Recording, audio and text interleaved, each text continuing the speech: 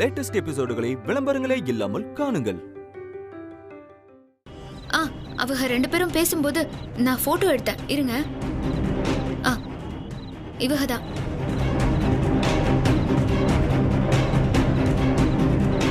சரி, இது நான் பாத்துக்கிறேன். நீ கவலைப்படாதமதா.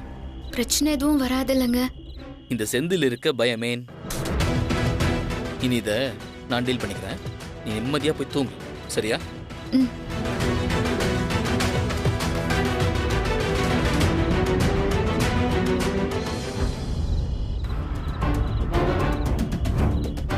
என்னமோ தனியா சொல்லணும்னு கூட்டிட்டு வந்துட்டு இப்படி ஒன்றும் பேசாம இருக்க.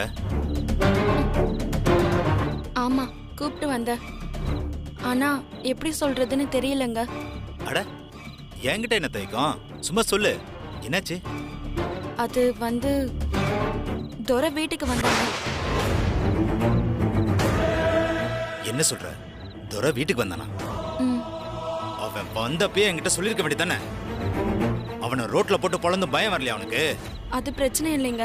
அப்புறம் காலேஜ் டேஸ்ல நாங்க ஒன்னா எடுத்துக்கிட்ட போட்டோஸ் அவன் போன்ல இருக்கு. அத கல்யாண தண்ணிக்கு போஸ்டர் அடிச்சு ஒட்டிடுவேன்னு மிரட்டிட்டு போறாங்க. என்ன உமா நீ? அவன் இருக்கும்போது சொல்லிருக்க வேண்டியதானே? இந்நேரம் அவனை ஆளு அடையாளம் இல்லாம பண்ணிருப்பேன். இல்லங்க, இப்ப அதை விட பெரிய பிரச்சனை ஒண்ணு வந்துருச்சு. இப்ப என்ன? இன்னும் என்ன இருக்கு? இந்த துறையோட விஷயம் இது வரைக்கும் யாருக்குமே தெரியாம வச்சிருந்த. எங்க அண்ணன் மண்டிக்கு மட்டும் தான் தெரியும். அவங்க நம்ம ஆளு, அதனால பிரச்சனை இல்லாம இருந்துச்சு. என்னாச்சு? அவங்க ஏதாவது சொன்னாங்களா? சேச்சே, அவங்க எதுவும் சொல்லல. பிரச்சனை எல்லாம் இந்த விஷயம் இப்ப யாருக்கு தெரியக்கூடாதுன்னு வச்சிருந்தனோ அவளுக்கு, அந்த அமுதாவுக்கு தெரிஞ்சிருச்சு. ஏற்கனவே அந்த இன்கம் டாக்ஸ் மேட்டர்ல அப்புச்சி இவளையும் அந்த வாத்தியாரையும் தலையில தூக்கு வச்சு கொண்டாடுறாங்க. எனக்கு இந்த வீட்டுல ஏற்கனவே ஏக போக மரியாதை. இதுல இந்த பிரச்சனை வெளியில வந்து அதனால அப்புச்சி மரியாதை கெட்டுச்சுன்னு வச்சுக்கோங்க. என்ன ஒரு ஆளாவே மதிக்க மாட்டாங்க. அதான் என்ன பண்றதுன்னே தெரியலங்க. இந்த விஷயத்த உங்களை தவிர வேற யார்கிட்ட சொல்றதுன்னு தெரியல. சரி, நீ எதையும் நினைச்சு வருத்தப்படாதம்மா. கல்யாண வேலையை மட்டும் பாரு. அதான் சொல்லிட்டேன்ல, நீ கட்டிக்க போறது இந்த பழனிய. அதை மட்டும் ஞாபகம் வச்சுக்கோ. மத்ததை நான் கவனிச்சுக்கிறேன்.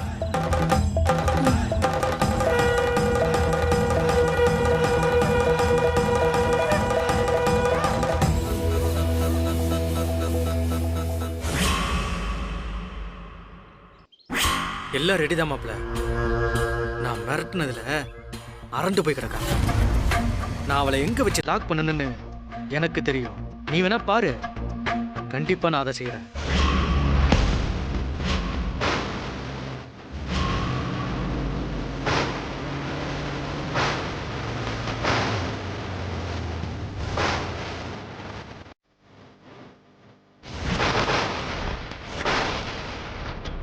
ஹலோ, யார் நீங்க? பேசிட்டு இருக்கிறது தெரியலையா? சரி, உனக்கு உமாவை தெரியுமா? ஆமா, நான் உமாவோட அக்காவை கட்டிக்க போகிறேன். என் பேர் செந்தில்.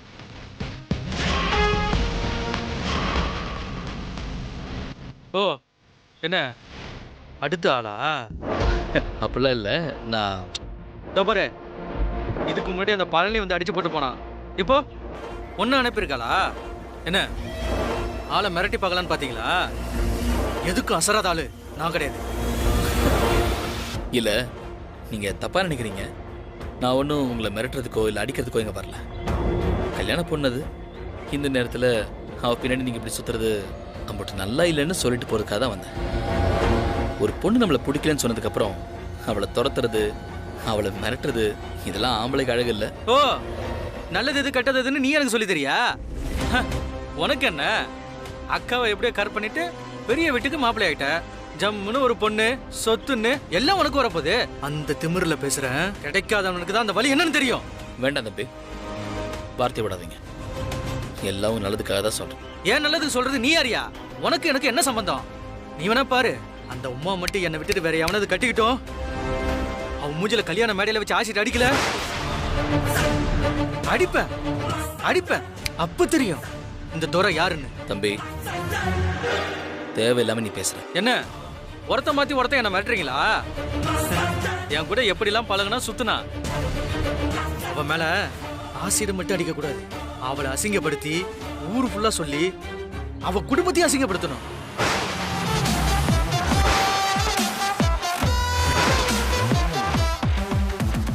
கூட பழகின பொண்ணே நீ தப்பா நினைச்சிட்டு இப்ப அவ கிடைக்கலன்னு உடனே குடும்பத்தை அசிங்கப்படுத்துறியா? ஒரு பொண்ணை கேவலப்படுத்துற நீ எல்லாம் ஒரு ஆம்பளையாடா? ஏய், யார பத்து ஆம்பளையான்ற? அந்த துரை செந்தில்கிட்ட ஏதோ வம்பு வளர்த்துருப்பான் போல இருக்கு. வா போய் என்னன்னு கேட்போம்.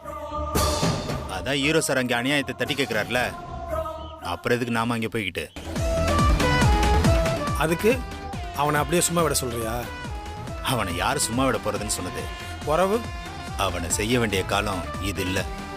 அப்படின்னா இப்ப என்ன செய்யறது? சும்மா வேடிக்கை மட்டும் பார்ப்போம். என்னதான் ஹீரோ சார் கலெக்டர்னு பார்ப்போம்.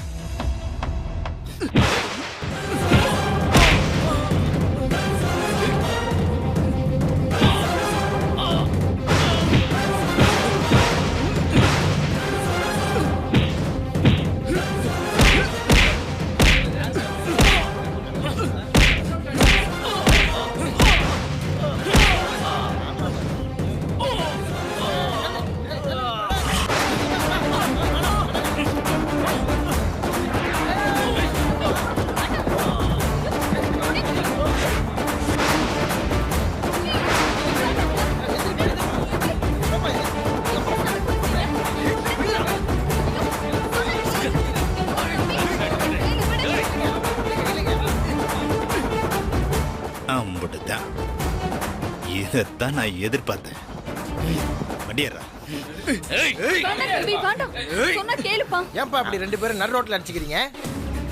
ஒண்ணு இல்லைங்க, அது எங்க தனிப்பட்ட பிரச்சனை, நாங்களே பாத்துக்கிறோம். ஏய், என்னடா தனிப்பட்ட பிரச்சனை? என்ன பிரச்சனைன்னு கேளுங்கண்ணா. இதோட விட்டு ஆசிட் அடிப்பேன், அது பண்ணுவேன், இது பண்ணுவேன்னு சொன்னேன். கொன்னுடு.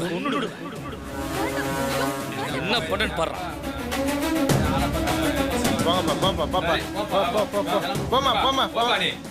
நின்னு இப்படியே சண்டை போட்டுப்பாங்க.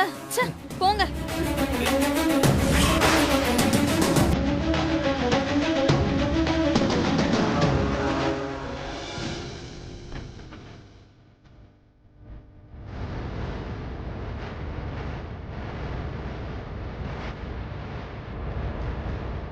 தனியா வேற போயிருக்காக.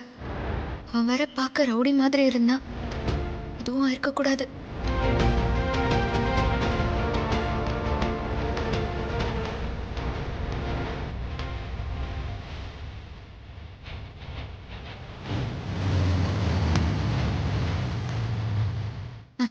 வாங்க வாங்க சீக்கிரம். என்ன அமுதா?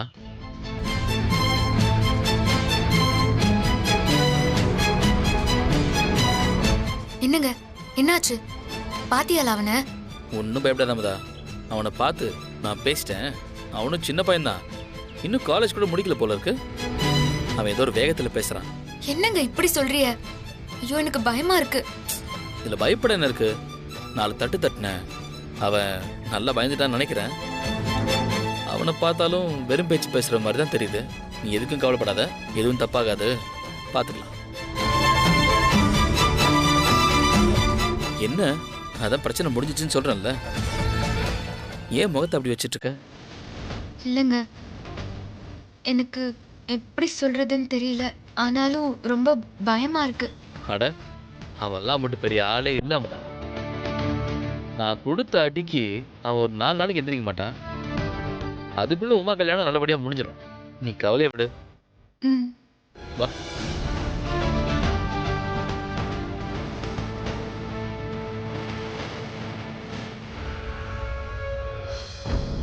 என்ன ஒரே பரபரப்பா வேலை பார்த்துக்கிட்டு இருக்காங்க? எதுக்குன்னு தெரியலையே. சம்பந்தி வீட்டுல சம்பந்தமா வேலை பார்த்துட்டு இருக்காங்க. யார்கிட்ட கேட்கலாம்? யார் அது? சித்தப்பு அங்க பாத்தீங்களா? நீ பேசினதெல்லாம் இவ்வளவு நேரம் கேட்டுக்கிட்டு தாண்டா இருக்க. எல்லாம் இங்க சம்பந்தமா தான் இருக்கு. என்ன சித்தப்பு, சம்பந்தி வீட்டுல சம்பந்தம் இல்லாம நடு வீட்டுல மேடை போட்டுக்கிட்டு இருக்காங்க. நீங்க சம்பந்தம் இல்லாம இந்த விஷயம் சம்பந்தமா தான் நடக்கும் சொல்றீங்க. ஏன்டா இப்படி சொன்னதே திருப்பி திருப்பி விசு மாதிரி சொல்லிக்கிட்டே இருக்க? நல்லா உத்து பாடுறா. என்னது எங்க? 1000 பொய் சொல்லி திருமணம் செய்வது சரியா தவறா? ஞான சம்பந்தம் பட்டிமன்றமா? சித்தப்பு என்ன ஞான சம்பந்தம் வராரா? அவர் பட்டிமன்றம்னா சூடு பறக்குமே. ஆமா, சூடு பறக்கத்தான் செய்ய. 2 டம்ளர் சூடா காப்பி கொண்டு வந்து கொடுத்துட்டு இங்க இருக்க வேலையெல்லாம் பாரு. யாரு? நானா? போடா போடா. போறேங்க. எல்லாருக்கும் வணக்கம். அன்பும் அறனும் உடைத்தாயின் இல்வாழ்க்கை, பண்பும் பயனும் அது. ஒன்றும் பயப்படாதீங்க, திருக்குறள் தான் சொன்னேன். ஏன்னா சில சமயம் பாட்டு சொன்னோம்னு வைங்க, ஏதோ நான் வேற மொழியில் பேசுகிறேன்னாக்கணும்னு நினச்சிக்கிறாங்க. திருக்குறள் தான். வாழ்க்கையில் அன்பும் அறனும் இருந்தால் அது பண்பையும் பயனையும் விளைவிக்கும். இவ்வளவுதான், வேற ஒன்றும் இல்லை. அன்பு இருந்தால் பண்பு, அறம் இருந்தால் பயன். இது வாழ்க்கைக்கு வேணும்.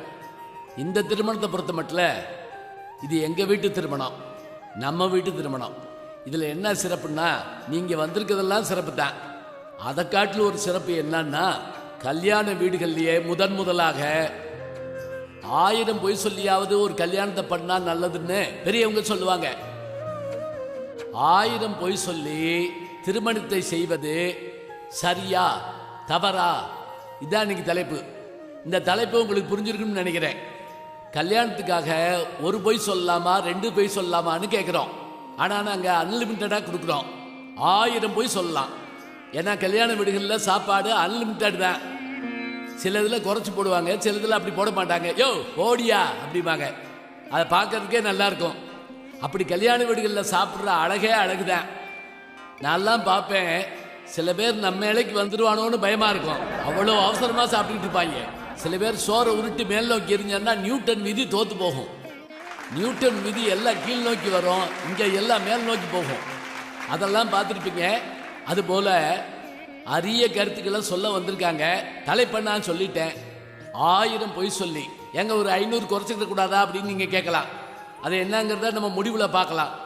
1000 பொய் சொல்லி ஒரு திருமணத்தை செய்வது சரியா தவறா?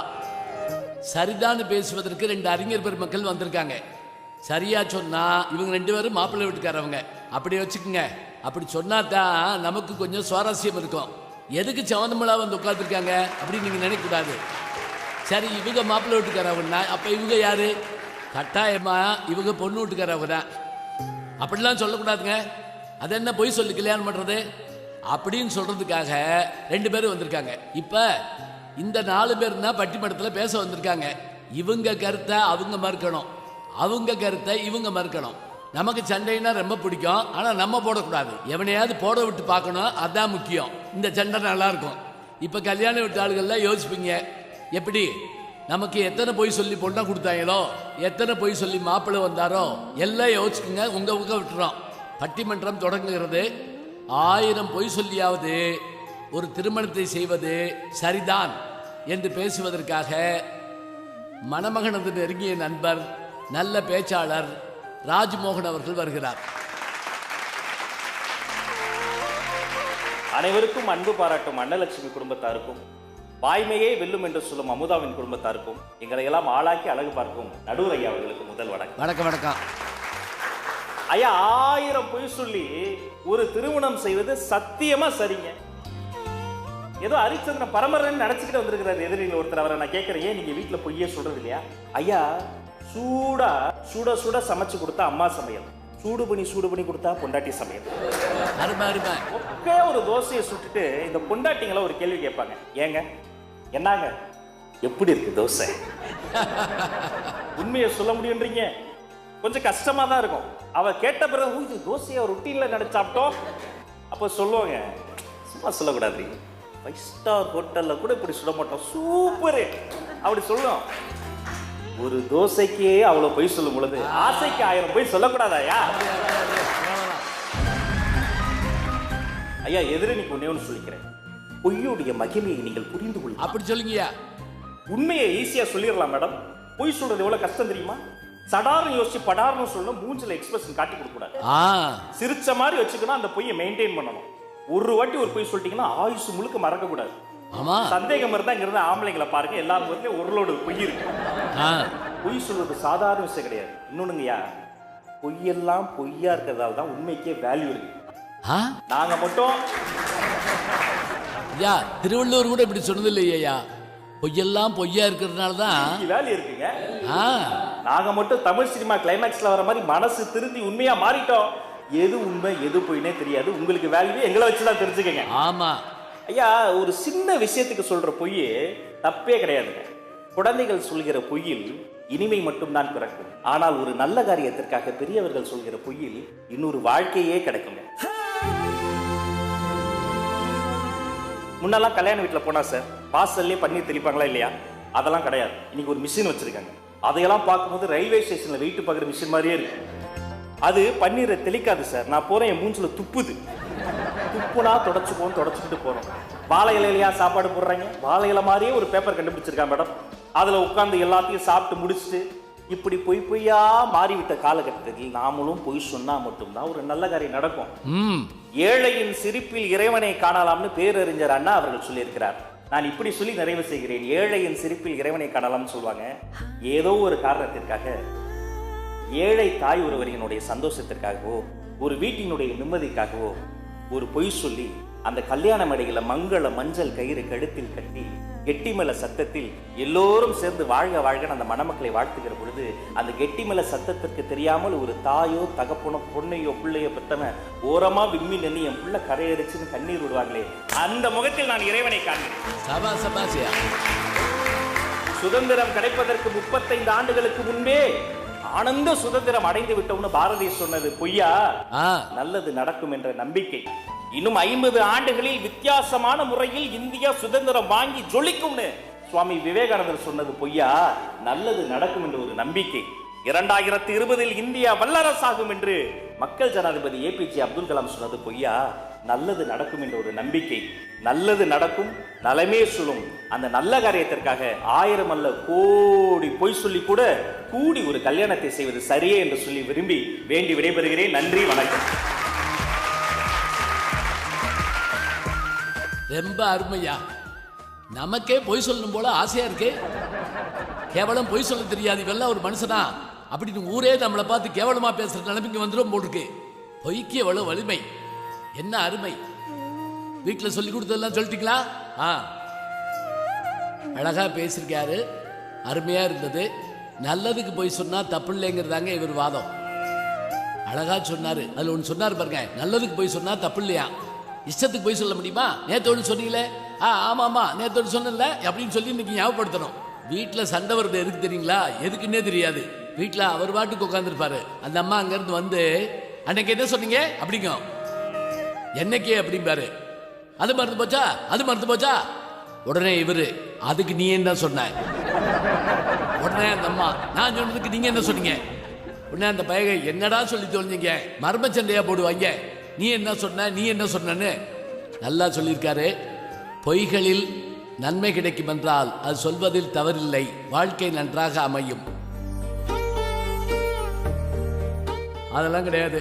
தொடங்குறப்பயே பொய்யோடு தொடங்கினா நல்லாவா இருக்கும் வாழ்க்கை என்று பேசுவதற்காக தவறுதான் என்று பேச நாஞ்சில் நாவரசு செல்லக்கண்ணன் வருகிறார். வாங்கய்யா, வேகமா போங்க.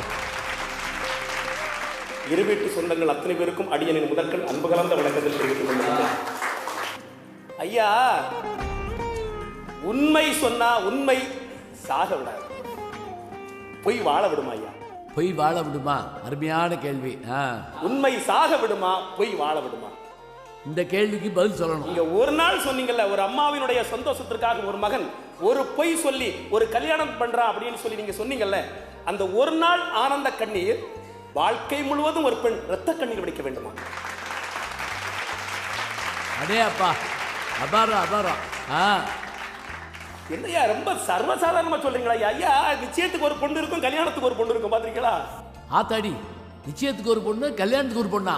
எங்க ஊர்ல ஒருத்தர் தமிழ் வாத்தியார் அப்படின்னு சொல்லிட்டு கல்யாணம் பண்ணிட்டாரு. மனைவி பிறந்த நாளைக்கு அழகா வர்ணிச்சு பேசினார். நம்ம வீட்டுல நீ உயிரெழுத்து, நான் மெய்யெழுத்து, நம்முடைய பிள்ளைகள் உயிர்மை எழுத்து அப்படின்னார். அந்த அம்மா, உங்க அம்மா ஆயுத எழுத்து, நான் உனக்கு வாக்கப்பட்டிருக்கிறது என் தலை எழுத்து, அப்படியே நீ தேவையில்லா துணை எழுத்துப்பா. முடிஞ்சு போச்சு, அவ்வளவுதான். அதே தமிழ் தான். பொய் வாழ விடாது. இன்னொன்னு தெரிஞ்சுக்கங்க, வாழ்க்கை முழுவதும் நாம் ஜென்டில்மேனா இருக்கணும் அப்படின்னா பொய் சொல்லாம இருக்கு. பொய் சொல்லி வாழ்க்கை முழுவதும் மெண்டல்மேன் ஆகணும்னா ஆயிடுங்க. உங்க விருப்பம். ஒண்ணு இல்லைங்க, அன்னைக்கு ஒருத்தர் அழகா வர்ணிச்சார் மனைவி, உன்னுடைய பல் எவ்வளவு அழகாக இருக்கிறது அப்படிங்கிறார். அந்த அம்மா கலத்தி கையில கொடுத்துட்டு, உன்னுடைய கூந்தல் எவ்வளவு அழகாக இருக்கிறது அப்படின்னு அதையும் கலத்தி கையில கொடுத்துருவா. குடும்பமும் ஒரு குடும்பமும் இந்த ஒரு குடும்பமும் சேரணும், சந்தோஷமா இருக்கணும் அப்படின்னு நினைக்கீங்களா? கொஞ்ச நாளைக்கு பிறகு பிரிச்சு போனோம் அப்படின்னு ஆசைப்படுறீங்களா? முதல்ல ஐயங்க, நான் என்ன சொல்றேன் தெரியுமா? 1000 பொய்க்கு நீங்க எதுக்கு போறீங்க? ஒரு பொய் சொன்னாலும் தப்புதான். ஒரு கொலை செஞ்சாலும் தூக்குதான், 1000 கொலை செஞ்சாலும் தூக்குதான்.